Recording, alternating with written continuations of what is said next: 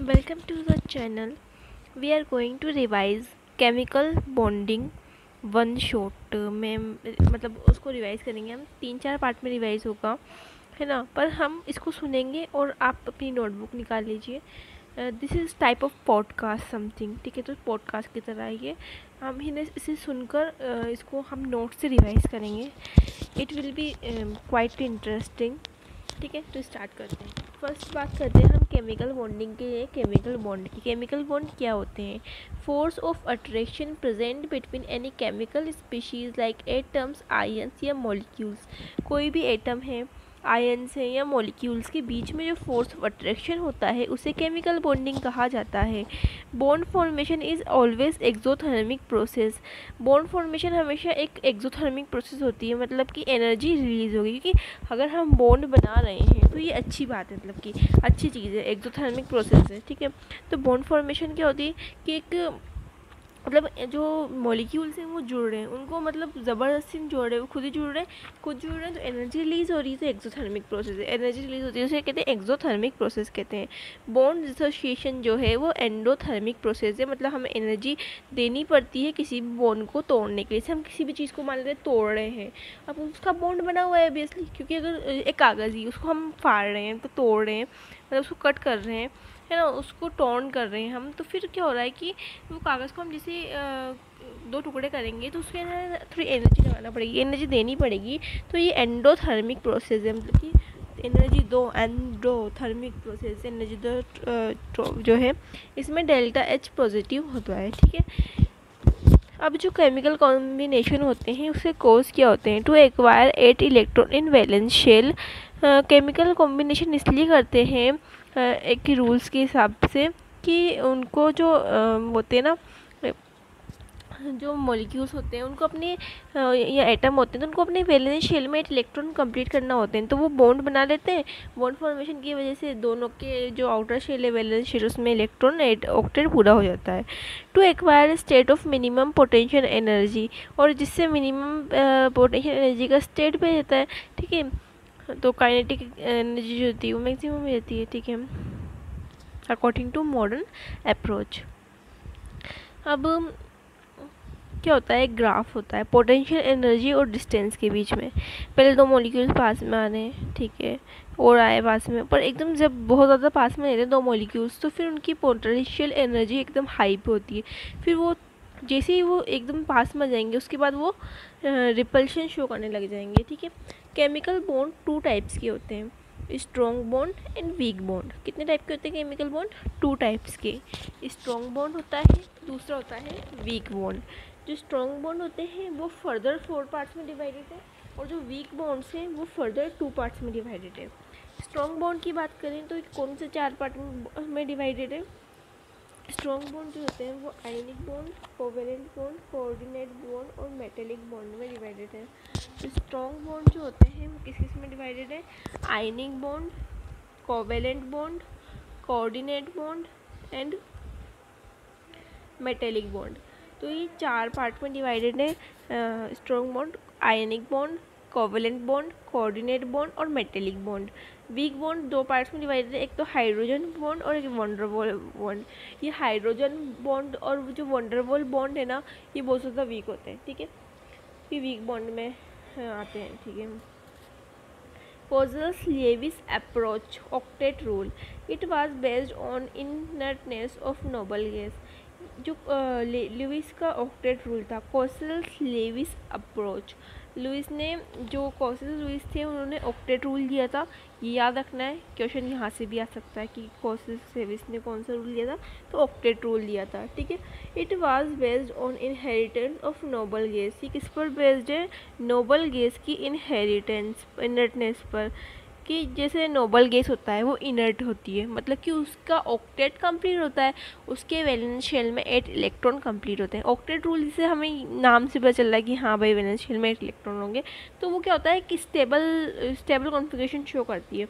Atoms can combine either by transfer of valence electron from one atom to another, gaining or losing, or by sharing or valence electron in order to have an octet। तो atom क्या करते हैं, वो एक दूसरे से combine करते हैं बाय, तो दो एटम मान लेते हैं कंबाइन कर रहे हैं, ठीक है। तो एक तो एटम इलेक्ट्रॉन देगा और दूसरा लेगा, तो उनका ऑक्टेट कंप्लीट हो जाएगा, ठीक है। क्योंकि अगर वो कंबाइन कर रहे हैं तो एक को देना पड़ेगा, एक को लेना पड़ेगा, तो दोनों देंगे तो फिर कॉम्बिनेशन कैसे होगा, एक को देगा और दूसरा लेगा, तभी तो बॉन्ड फॉर्मेशन होगा। तो इसे वो ये इलेक्ट्रॉन का ट्रांसफ़र, गेन और लूज इसलिए करते हैं ताकि उनका ऑक्टेट कंप्लीट हो सके। इसे ऑक्टेट रूल कहते हैं, कोसलेविस अप्रोच कहते हैं। पर हाइड्रोजन और हीलियम के अंदर सिर्फ दो, हाइड्रोजन में सिर्फ एक ही इलेक्ट्रॉन होता है और हीलियम में दो ही होता है, तो इनके लिए जो होता है ना, ऑक्टेट रूल की जगह पर हम ड्यूप्लेट का यूज़ करते हैं, ठीक है। NH2 चाहिए रहता है इनके वैलेंस इलेक्ट्रॉन के वैलेंस शेल में, ताकि उनका वैलेंस शेल कंप्लीट हो जाए, ठीक है।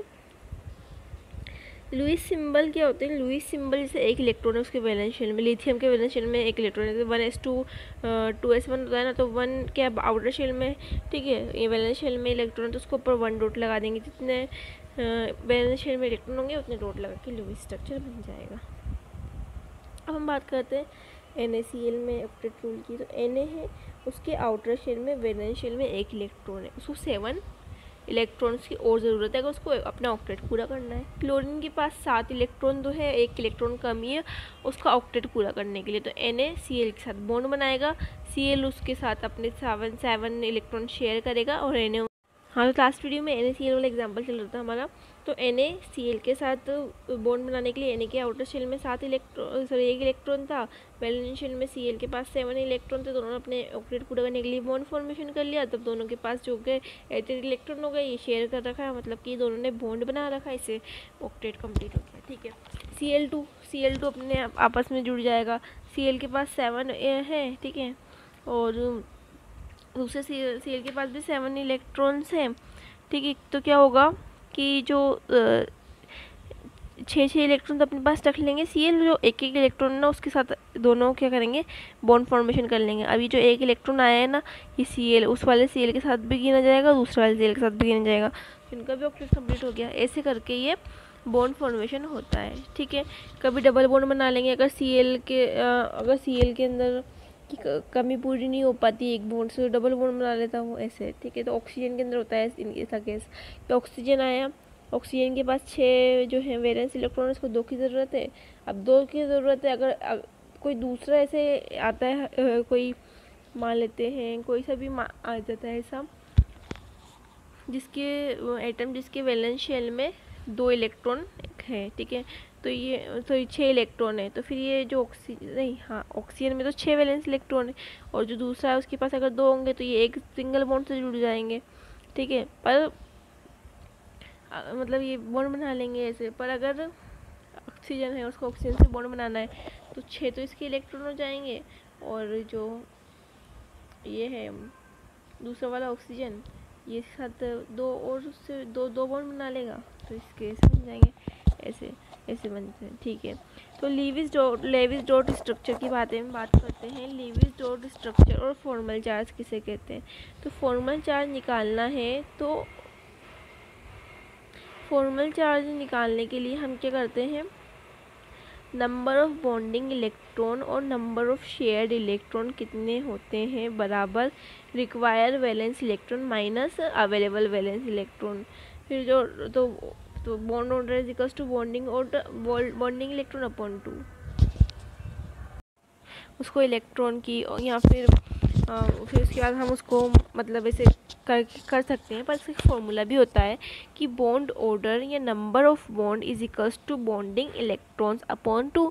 अब बॉन्डिंग इलेक्ट्रॉन्स कैसे निकालेंगे, तो bonding electrons is equals to require valence electron, मतलब कि 8 पर एटम, अगर एक एटम ले रहे हैं तो हम 8 इलेक्ट्रॉन्स लेंगे, 2 एटम ले रहे हैं तो हम 2 × 8 कर देंगे, ठीक है। तो रिक्वायर्ड वैलेंस इलेक्ट्रॉन माइनस कितने अवेलेबल हैं उस एटम के पास फ्री स्टेट में, उनको लिखेंगे। जैसे कि हम मान लेते हैं क्वेश्चन करते हैं, जैसे कार्बन और ऑक्सीजन है, ये मॉलिक्यूल है। अब हम इसमें देखेंगे कि इसका कार्बन ऑक्सीजन का कितने बॉन्ड बनाएगा, तो इसके निकालने के लिए हम कह देंगे कार्बन के वैलेंस शेल में कितने कार्बन और ऑक्सीजन दो एटम्स हैं, तो इनको कितने number of required valence electron कितने चाहिए होंगे, एक को 8 चाहिए तो 2 को 16, तो 16 हो जाएगा, ठीक है।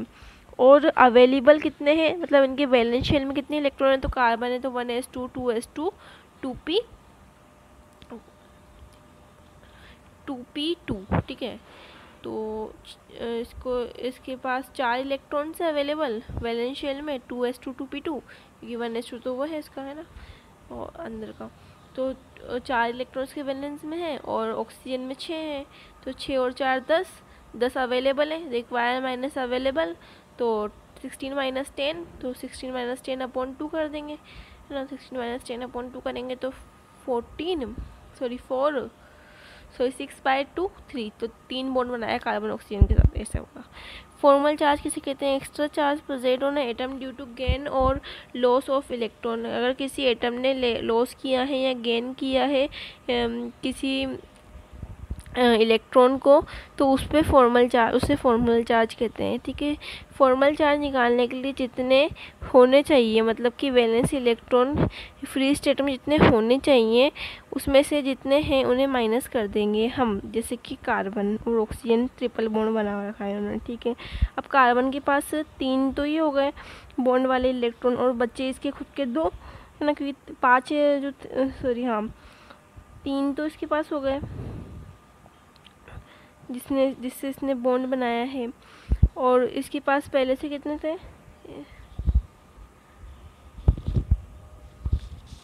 इसके पास वैलेंस में 2 थे ही सही कार्बन के पास,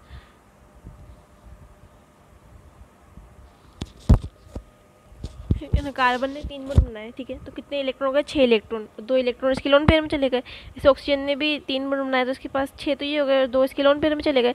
हम कार्बन के पास होने चाहिए थे 4, पर इसके पास होने 5, तो जितने होने चाहिए मतलब 4 होने चाहिए उसमें से, पर कितने हैं, 5 इलेक्ट्रॉन है, तो 4 माइनस 5 है, तो -1 इसके ऊपर फॉर्मल चार्ज आ जाएगा। ऑक्सीजन के पास कितने होना चाहिए थे, 6 होना चाहिए थी, पर इसके पास कितने बचे, 5, तो इसके ऊपर +1 चार्ज आ जाएगा।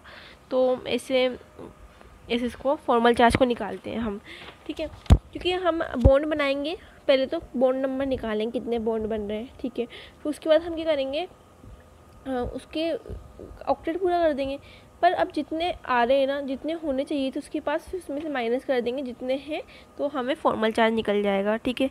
O3 की बात करेंगे तो O3 में कितने बॉन्ड बनेंगे, तो O3 में क्या करेंगे हम, 18 तो रिक्वायर्ड हैं, और अवेलेबल कितने, 24 तो रिक्वायर्ड है और अवेलेबल 18 है, तो 6 इलेक्ट्रॉन बच्चे। नंबर ऑफ बॉन्ड 3 बॉन्ड बनाएंगे, 3 बॉन्ड बनाएंगे मतलब कि 2 बॉन्ड एक ऑक्सीजन के साथ बनाएगा और 1 बॉन्ड दूसरे ऑक्सीजन के साथ बनाएगा, क्योंकि और कोई चांस है ही नहीं। उसके बाद हम इसको ऑक्टेट कंप्लीट करेंगे और फिर इसमें फॉर्मल चार्ज लगा देंगे। फॉर्मल चार्ज के लिए सबको ऑक्टेट फिर कंप्लीट करेंगे, ठीक है। तो जैसे जहाँ डबल बॉन्ड लगा हुआ है वहाँ पर करेंगे ऑक्टेट कंप्लीट, तो 1 2 3 4 5, तो जो ऑक्सीजन है ना जिससे डबल बॉन्ड से जुड़ा हुआ है साइड एटम, उसमें 4 इलेक्ट्रॉन लगा देंगे। सेंटर एटम पे दो ही लोन पे मतलब 1 लोन पे लगाने की ज़रूरत पड़ेगी। तो फिर इसके बाद हम इसको जितने होने चाहिए उसमें जितने हैं माइनस कर देंगे और फॉर्मल चार्ज जाएगा ऐसे का, ठीक है। तो ये इसको ऐसे करते हैं हम।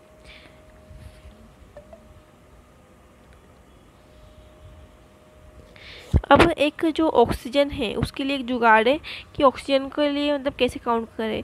अगर ऑक्सीजन में डबल बॉन्ड है, मतलब एक तरफ से एक सिंगल बॉन्ड 2 से जुड़ा हुआ है या एक ही से डबल बॉन्ड से जुड़ा हुआ है, तो उसके ऊपर फॉर्मल चार्ज 0 होगा। अगर ऑक्सीजन ट्रिपल बॉन्ड फॉर्म कर रहा है या डबल बॉन्ड और सिंगल बॉन्ड फॉर्म कर रहा है तो सिर्फ +1 चार्ज होगा। अगर ऑक्सीजन सिंगल बॉन्ड फॉर्म कर रहा है तो -1 चार्ज होगा। मतलब कि 2 3 1, 2 को बीच का मानेंगे, 1 माइनस में 2 प्लस 3 प्लस में और 2 0, ऐसे ना 2 बीच का ही तो है। 1 2 3 में 2 बीच का, तो 2 पे 0 चार्ज मान लेंगे, ठीक है। और 2 से कम मतलब कि 0 से कम -1, तो 1 पे -1, और 3 है तो 3 पे +1 हो जाएगा, ऐसे होगा। तो इसमें अगर हम SO4 2 माइनस की बात करें तो SO4 2 माइनस है, तो 2 माइनस है तो मतलब कितने 2 माइनस चार्ज है, तो कितने बॉन्ड बना रहा है ऑक्सीजन, माइनस चार्ज आता है सिंगल बॉन्ड के लिए, तो 2 सिंगल बॉन्ड से ऑक्सीजन जुड़ा हुआ है सल्फर के साथ ऐसे। CO3 2 माइनस है, तो 2 माइनस है मतलब कि 2 सिंगल बॉन्ड है और ज़ीरो है फिर, है ना, टू माइनस, फिर जो एक बचेगा वो डबल बॉन्ड से जुड़ा होगा क्योंकि प्लस तो है ही नहीं, ऐसे। तो ये हमारा कंप्लीट होता है फॉर्मल चार्ज। उसके बाद limitation of octet rule. Octet rule की क्या लिमिटेशन है ये देखते हैं। तो ऑक्टेट रूल की फर्स्ट लिमिटेशन है कि existence of hyper valent compound जिनके वैलेंस इलेक्ट्रॉन 8 से ज़्यादा हैं, वो भी एक्सिस्ट करते हैं जिनके वैलेंस इलेक्ट्रॉन। हाँ, तो हम बात करते हैं लिमिटेशन ऑफ ऑक्टेट रूल की। तो फर्स्ट तो है कि ऑक्टेट रूल यूँ कहता है, सबसे पहले हम ऑक्टेट रूल का स्टेटमेंट पढ़ते। ऑक्टेट रूल क्या कहता है कि कोई भी जो है ना जो भी एलिमेंट एक्सिस्ट करेगा, मॉलिक्यूल एक्सिस्ट करेगा, उसके अंदर जो वैलेंस इलेक्ट्रॉन ना वो 8 होना चाहिए, है ना, उसके एटम्स के अंदर, ठीक है। पर existence of hyper valent compound जिनमें वैलेंस इलेक्ट्रॉन 8 से ज़्यादा होते हैं वो भी एग्जिस्ट करते हैं। एग्जिस्टेंस ऑफ हाइपोवैलेंट कंपाउंड जिसमें वैलेंस इलेक्ट्रॉन 8 से कम होते हैं वो भी एग्जिस्ट करते हैं, ठीक है। तो ये इसके दो लिमिटेशन हुई। थर्ड लिमिटेशन है कि odd electron species do not follow octet rule. Example NO, NO2, ClO2, ClO3। तो जो ऑड इलेक्ट्रॉन स्पीशीज़ होती है ना वो ऑक्टेट रूल फॉलो नहीं करती हैं। से नाइट्रोजन है, इसके पास कितने इलेक्ट्रॉन होंगे वैलेंस इलेक्ट्रॉन में? 7 इसका एटॉमिक नंबर, तो 1s2, 2s2, 2p3। और इलेक्ट्रॉन है वैलेंशियल में कितने? 5। अब इसको क्या करना है? ऑक्टेट पूरा करना है, 3 उसकी ज़रूरत पड़ेगी, है ना। पर ये इसकी मतलब शेयरिंग जो है ना वो मतलब ढंग से बराबर नहीं हो पाएगी।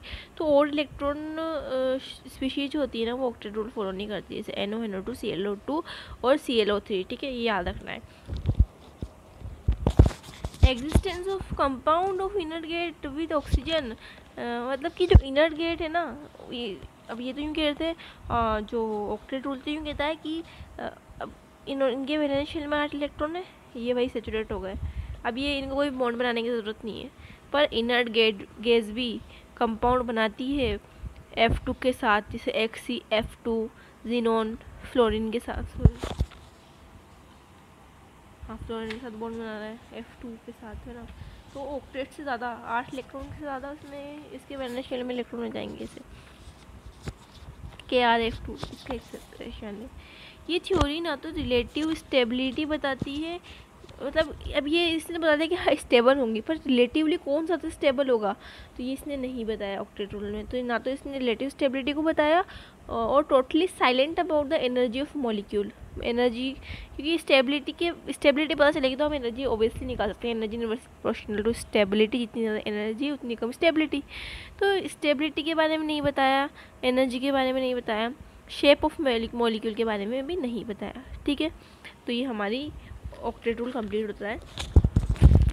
इसके बाद हम बात करते हैं कोवेलेंट बॉन्ड की। कोवेलेंट बॉन्ड, हम बॉन्ड के बारे में बात करेंगे। सबसे पहले हम पढ़ेंगे कोवेलेंट, फिर कोऑर्डिनेट, फिर आयनिक और जो दूसरा बॉन्ड है वो पढ़ेंगे, मेटलिक बॉन्ड के बारे में पढ़ेंगे। सबसे पहले बात करते हैं कोवेलेंट बॉन्ड। बॉन्ड जो इलेक्ट्रॉन की इक्वल शेयरिंग से बनता है उसे कोवेलेंट बॉन्ड कहते हैं। Bond form by equal sharing of electron. A के पास एक इलेक्ट्रॉन था, बी के पास भी था, दोनों ने अपना एक इलेक्ट्रॉन शेयर करा, दोनों के पास 2 इलेक्ट्रॉन हो गए, है। ये ए ने बी के साथ बॉन्ड बना लिया। कोवेलेंसी किसे कहते हैं? Total number of covalent bond sigma and pi form by an atom is in a molecule. जितने बॉन्ड बनेंगे ना सिग्मा और पाई को मिला के उसे कोवेलेंसी कहेंगे। Note maximum covalency of second period element can be 4 due to absence of D orbital. तो जो सेकंड पीरियड एलिमेंट होते हैं कौन कौन से? Lithium, barium, boron, carbon, nitrogen, oxygen, fluorine, neon. इन सभी के अंदर जो मैक्सिमम कोवेलेंसी 4 हो सकती है, क्योंकि इसमें डी ऑर्बिटल नहीं होता है। डी ऑर्बिटल कहाँ से स्टार्ट होता है? थर्ड पीरियड एलिमेंट से डी ब्लॉक स्टार्ट होता है। तो उनके अंदर उनकी कोवेलेंसी जो होती है ना वो 4 से ज़्यादा होती है, ठीक है, हो सकती है। तो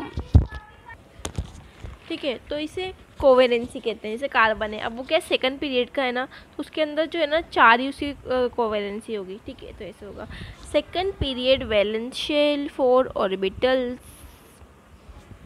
ठीक है। 2D नहीं होता है, 3D होता है, उनकी वैलेंसी 4 से ज़्यादा हो सकती है, ठीक है। जब भी हमें दिख जाए कि हाँ ये सेकंड पीरियड एलिमेंट है, तो हम उसके साथ अगर 5 एटम जुड़े हुए देख लें तो वो कहेंगे हम कि एग्जिस्ट नहीं करेगा। जैसे CCl6, कार्बन कभी भी 6 बॉन्ड नहीं बनाता है, CCl6 माइनस, भले उसमें माइनस लगा हुआ है 2, पर कार्बन कभी भी 6 बॉन्ड नहीं बनाता है, तो हम इसको कट कर देंगे। फ्लोरीन जो है ना वो सिर्फ 1 बॉन्ड बना सकता है। फ्लोरीन कितना बॉन्ड बना सकता है, ये एक्सेप्शन है, इसको याद रखना है कि फ्लोरीन सिर्फ 1 बॉन्ड बना सकता है। तो FCl3 भी एग्जिस्ट नहीं करेगा, BF6 एग्जिस्ट नहीं करेगा, NCl5 एग्जिस्ट नहीं करेगा। हाँ, AlF6 3- एग्जिस्ट कर सकता है, PCl5 एग्जिस्ट कर सकता है कि थर्ड पीरियड के एलिमेंट से। पर कार्बन के साथ जो अगर हम 6 जोड़ेंगे, 5 जोड़ेंगे इवन, तो वो एग्जिस्ट नहीं करेगा। तो कोवेलेंट बॉन्ड समझ में आ गया।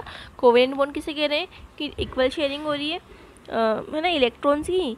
और कोवेलेंसी किससे कह रहे हैं, कितने नंबर ऑफ बॉन्ड बन रहे हैं, कौन किसकी कोवेलेंसी हो सकती है, ये सब चीज़ हमने पढ़ ली। अब हम बात करेंगे कोऑर्डिनेट बॉन्ड की। कोऑर्डिनेट बॉन्ड की 2 टाइप के होते हैं, एक तो सिग्मा कोऑर्डिनेट और एक होता है पाई कोऑर्डिनेट। पाई कोऑर्डिनेट जो होता है वो बैक बॉन्डिंग कर सकता है। Formed by unequal sharing of electron. अगर इसमें भी इक्वल शेयरिंग ऑफ इलेक्ट्रॉन हो जाती है तो फिर ये कोवेलेंट बॉन्ड ही कहलाया जाता है ना। अब इसमें अनइक्वल शेयरिंग ऑफ इलेक्ट्रॉन हो रही है तो ये कोऑर्डिनेट बॉन्ड कहलाएगा। Coordinate bond is formed between electron donor and electron acceptor. Coordinate bond जो है इलेक्ट्रॉन डोनर और इलेक्ट्रॉन एक्सेप्टर के बीच में बनता है। मतलब ए ने पूरा का पूरा इलेक्ट्रॉन डोनेट कर दिया बी को, बी एक्सेप्टर है, तो जो इलेक्ट्रॉन डोनेट कर रहा है वो लुईस बेस होगा और जो इलेक्ट्रॉन एक्सेप्ट कर रहा है वो लुईस एसिड होगा। ये याद रखना है। ऐसे तो इलेक्ट्रॉन जो देता है वो एसिड होता है, इलेक्ट्रॉन जो लेता है वो बेस होता है, पर ऐसा नहीं है यहाँ पर इलेक्ट्रॉन जो दे रहा है वो लुईस बेस है और जो इलेक्ट्रॉन एक्सेप्ट कर रहा है वो लुईस एसिड है, ठीक है। It can not be distinguished from covalent bond after formation. अगर इसकी बॉन्ड फॉर्मेशन हो जाएगी ना तो इसको हम ऐसे देख के बता नहीं सकते कि ये डिफरेंट है, डिस्टिंग्विश नहीं कर सकते हम इसके कोवेलेंट बॉन्ड से, ठीक है। तो ए ने अगर बी को अपना इलेक्ट्रॉन दिया, डोनेट किया, तो ए के ऊपर क्या आया, प्लस आया, और बी के ऊपर माइनस। इसको हम ए प्लस और माइनस से भी दर्शा सकते हैं और एरो से भी। जिसने दिया उसकी तरफ एरो की पूछ आएगी और जिसने लिया, जिसको दिया, जिसमें माइनस एनर्जी उसके पास एरो के मुँह आएगा, ठीक है, माउथ पार्ट आगे वाला पार्ट जाएगा, ठीक है। जिसकी तरफ एरो होगा मतलब इसको दिया है, मैंने याद रखना कि इसको उधार दिया है इसे, ठीक है। लुईस बेस पे प्लस चार्ज जाएगा, लुईस एसिड पे माइनस चार्ज जाएगा, ऐसे भी लिख सकते हैं, ठीक है।